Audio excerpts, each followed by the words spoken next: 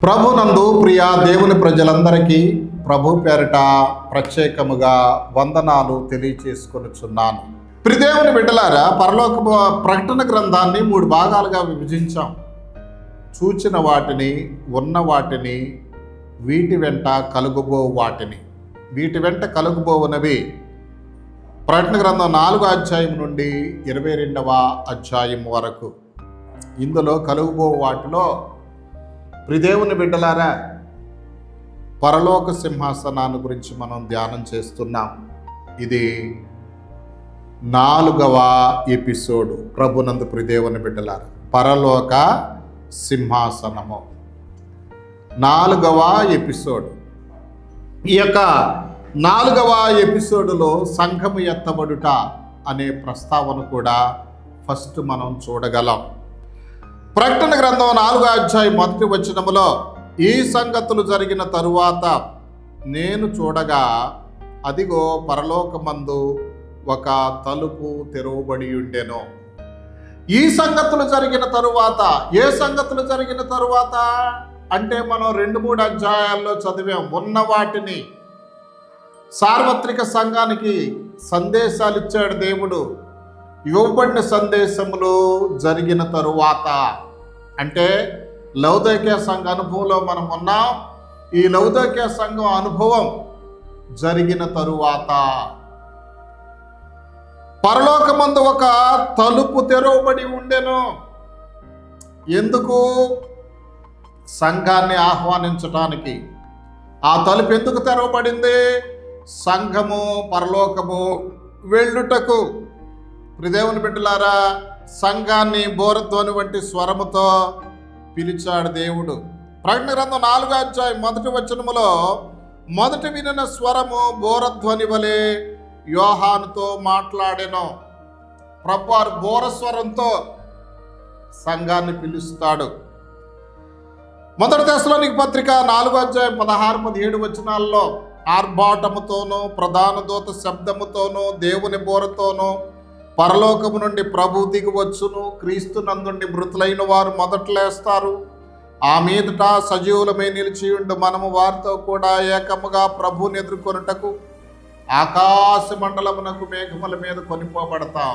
ఆయన బోరోదగానే క్రీస్తునందు సజీవులు, క్రీస్తునందు మృతులు, ఈ 2 గ్రూపుల వారు మధ్యాకాశానికి వెళ్ళిపోతారు.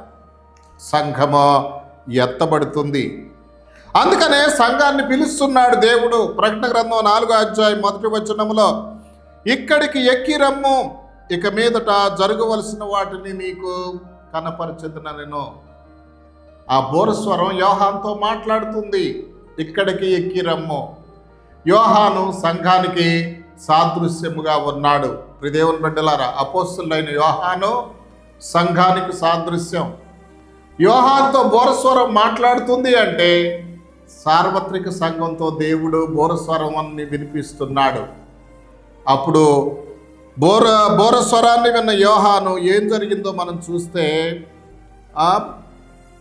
ప్రకటన గ్రంథం 4వ అధ్యాయం 2వ వచనములో, యోహాను వెంటనే ఆత్మవశుడయ్యాడు అంటే పరలోకానికి వెళ్ళిపోయాడు.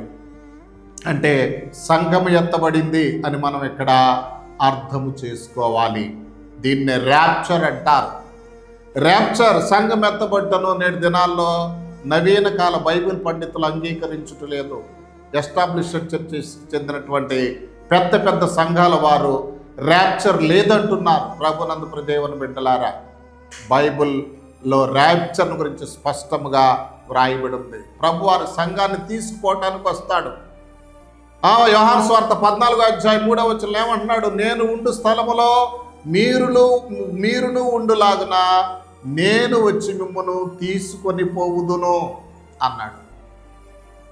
తీసుకొని పోవుదును, తీసుకుపోవటానికి వస్తాడు. సంఘము ఎత్తబడుతుందని 1 కొరింథీ పత్రిక 15వ అధ్యాయం 51-52 వచనాలు, మొదటి తెస్సలోనిక 4వ అధ్యాయం 16-17 వచనాల్లో రాయబడి ఉంది.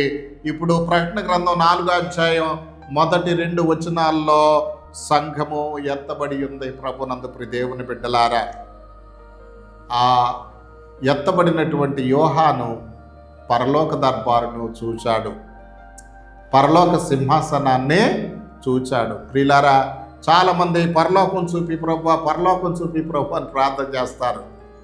నువ్వు పరలోకం చూడాలంటే ఈ ప్రకటన గ్రంథంలో ఉన్న 4 అధ్యాయం, 5వ అధ్యాయం, 22వ అధ్యాయం చదివితే, 21, 22 అధ్యాయం కూడా చదివితే నీకు పరలోకాన్ని గురించిన అవగాహన వస్తుంది. పరలోక దర్శనాన్ని చూస్తావు ప్రభునందు ప్రియ దేవుని బిడ్డలారా. ఇక్కడ పరలోక సింహాసనం చూచాడు. ఆ సింహాసనం మీద తండ్రి అయిన దేవుడు కూర్చున్నాడు. దృష్టికి సూర్యకాంత పద్మరాగములను పోలినవాడు ఈయన తండ్రి అయిన దేవుడు. సింహాసనమును మరకతలం వలె ప్రకాశించి ఇంద్రధనుసు ఆవరించింది సింహాసనాన్ని. ఇంద్రధనుసు అంట దేవుని కృపా నిబంధనకు గుర్తు. ఎందుకంటే జలప్రళయం తర్వాత ఇక ప్రళయ నాశనం కలగకుండా దేవుడు కృపా నిబంధన గుర్తుగా ఇంద్రధనుసును ఆకాశంలో ఉంచినట్లు ఆదికాండం 9వ అధ్యాయం 12వ వచనములో 12వ వచనం నుండి 16వ వచనంలో వరకు రాయబడింది. కాబట్టి సింహాసనం ఆవరించిన ఇంద్రధనుసు దేవుని కృపా నిబంధన గుర్తు. అంటే పరలోకమంతా దేవుని కృపతో నింపబడి ఉంటుందని అర్థం. మన దేవుడు కృపా సత్య సంపూర్ణుడని యోహాను సువార్త 1వ అధ్యాయం 14వ వచనములో వ్రాయబడి ఉంది. ఇక సింహాసనం చుట్టూ 24 సింహాసనాలను చూచాడు యోహాను. వీళ్ళు తెల్లని వస్త్రాలు ధరించుకున్న వారై సువర్ణ కిరీటములు పెట్టుకున్నారని ప్రకటన గ్రంథం 4వ అధ్యాయం 4వ వచనములో రాయబడి ఉంది. ఈ 24 పెద్దలు ఎవరు? ఈ 24 పెద్దల గురించి విభిన్నమైన వ్యాఖ్యానాలు ఉన్నాయి, కానీ వాటి జోలికి నేను పోదలుచుకోలేదు. వాక్యానికి అతి సమీపమైన వ్యాఖ్యానం ఏమిటంటే, వీళ్ళు పాత క్రొత్త నిబంధన యుగానికి చెందిన భక్తులుగా అర్థం చేసుకోవాలి.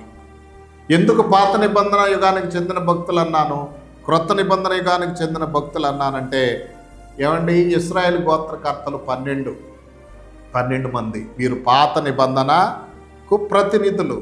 ప్రభు శిష్యులు 12 మంది. వీరు క్రొత్త నిబంధనకు ప్రతినిధులు. కాబట్టి ఈ 24 పెద్దలు పాత క్రొత్త నిబంధన యుగాలకు చెందినటువంటి భక్తులకు సాదృశ్యంగా మనం చెప్పుకోవాలి. అందుకనే ప్రాకారపు గుమ్మాల మీద ఇశ్రాయేలు 12 గోత్రాల నామాలు రాయబడి ఉన్నాయని ప్రకటన గ్రంథం 21:12లో రాయబడి ఉంది. ప్రాకారపు పునాదులపై 12 మంది గొర్రెపిల్ల యొక్క అపోస్తలుల పేర్లు రాయబడి ఉన్నాయని ప్రకటన గ్రంథ ప్రాకారపు పునాదులపై 12 మంది అపోస్తలుల పేర్లు రాయబడి ఉన్నాయి. వీటన్నిటిని బట్టి 24 పెద్దలంటే పాత క్రొత్త నిబంధన యుగాలకు చెందిన భక్తులు పరలోకంలో ఉన్నట్లు మనం గుర్తించుకోవాలి. ప్రియదేవుని బిడ్డలారా, యోహాను వీటన్నిటిని చూస్తున్నాడంటే ఎత్తబడిన సంఘం ఈ పరలోక దర్బారును చూస్తున్నదిగా గుర్తెరగాలి. ఆ సింహాసనం మీద కూర్చున్న తండ్రి అయిన దేవుని దగ్గర నుంచి మెరుపులు, ధ్వనులు, ఉరుములు బయలుదేరుతున్నాయని ప్రకటన గ్రంథం 4వ అధ్యాయం 5వ వచనంలో రాయబడి ఉంది. ఈ మెరుపులు, ధ్వనులు, ఉరుములు దేవుని యొక్క తీర్పును సూచిస్తున్నాయి. ప్రియదేవుని బిడ్డలారా, ఆ సింహాసనం ఎదుట 7 దీపములు ప్రజ్వరిల్లుచున్నాయి. దీపములంటే దేవుని యొక్క 7 ఆత్మలని ప్రకటన గ్రంథం 4వ అధ్యాయం 5వ వచనంలో రాయబడి ఉంది. 7 అంటే సంపూర్ణతకు ముగింపుకు గుర్తు. అంటే ఆత్మ పరిపూర్ణత. అంటే సింహాసనమందు ఆసీనుడైన వాడు ఆత్మ పరిపూర్ణుడిగా అర్థం చేసుకోవాలి. బైబిల్ చెప్తుంది ఎఫ్సి 5:18 ఆత్మపూర్ణులై ఉండుడి. లోకాసువార్త 4వ అధ్యాయం 1వ వచనములో యేసు పరిశుద్ధాత్మ పూర్ణుడని రాయబడి ఉంది. ప్రియదేవుని బిడ్డలారా, ఇంకొకటి, సింహాసనం ఎదుట స్ఫటికమును పోలిన గాజు వంటి సముద్రం ఉన్నట్టుండెను అని రాయబడి ఉంది. సముద్రం ఉన్నట్టుండెనని వ్రాయబడి ఉందే కానీ సముద్రం అని వ్రాయబడే లేదు. పరలోకం అసలు సముద్రం ఇక లేదన్నది బైబిల్లో. సముద్రం పోలినది. దేవుని బిడ్డలారా, ఆ సముద్రం వంటిది స్ఫటికము గాజు వలె ఉండెను. స్ఫటికము గాజు స్వచ్ఛతకు నిర్మలమునకు గుర్తు. అంటే పరలోకంలో పాపము, శాపము, లోకమాలిన్యం ఏమాత్రం కూడా ఉండదని ఈ గాజు సముద్రం పోలింది తెలియచేస్తుంది. ప్రియదేవుని బిడ్డలారా, సింహాసనాన్ని ఆవరించి 4 జీవులు ఉన్నాయి. అర్థమవుతుందా? ఈ 4 జీవులు సింహాసనాన్ని మోస్తున్నాయి. ఈ 4 జీవుల్లో ప్రతి జీవి కారేసి రెక్కలు ఉన్నాయి. అవి చుట్టూను రెక్కల లోపల కన్నులతో నిండి ఉన్నాయి.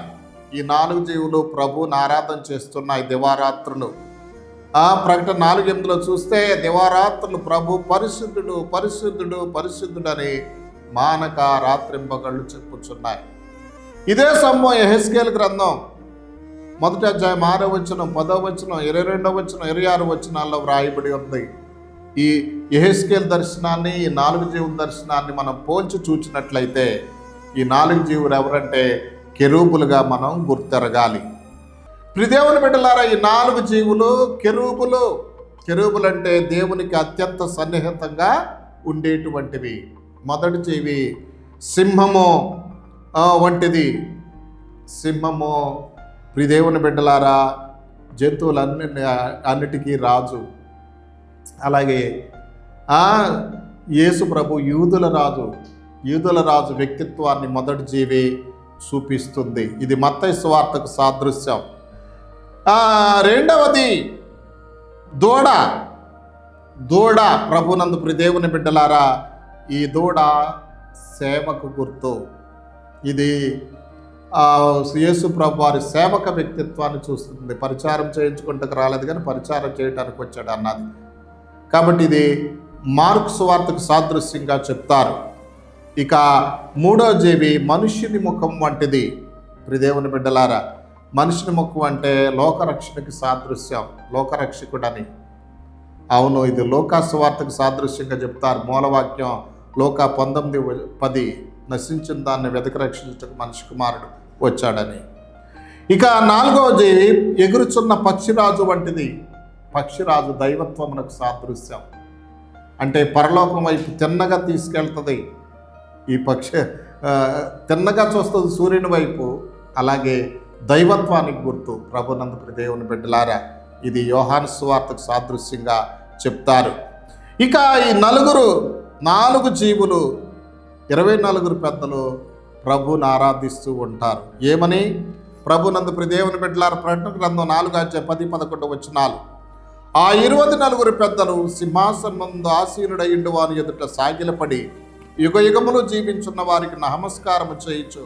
ప్రభువా మా దేవా, నీవు సమస్తమును సృష్టించితివి, నీ చిత్తమును బట్టి అవి ఉండెను, దానిని బట్టి సృష్టించబడిన గనుక నీవే మహిమ ఘనత ప్రభావములు పొందర్హుడు అని చెప్పుచు తమ కిరీటముల నా సింహాసనం ఎదుట వేచరి. దీన్ని బట్టి మనం అర్థం చేసుకోవాల్సిన విషయం ఏంటంటే, పరలోకంలో మనం ఆ 4 జీవులు 24 పెద్దల వలె రాత్రింబవళ్ళు ప్రభువుని ఆరాధింపవలసిన వారమై ఉన్నాం.